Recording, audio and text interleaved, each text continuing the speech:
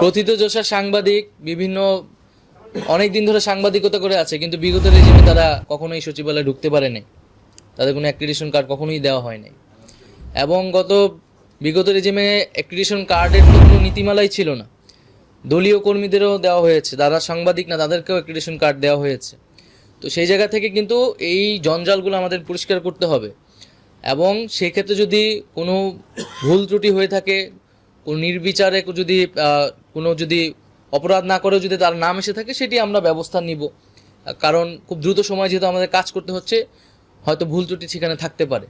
কিন্তু মূলত যারা সাংবাদিক না, সাংবাদিকদের যে নীতিমালা সেই নীতিমালার মধ্যে পড়ে না, এবং যারা মূলত ব্যক্তিগত নানান সুবিধার মধ্য দিয়ে হচ্ছে এই অ্যাক্রিডিটেশন কার্ডটা পেয়েছিল গত রেজিমে, তাদের কার্ডগুলো এখানে বাতিল করা হচ্ছে।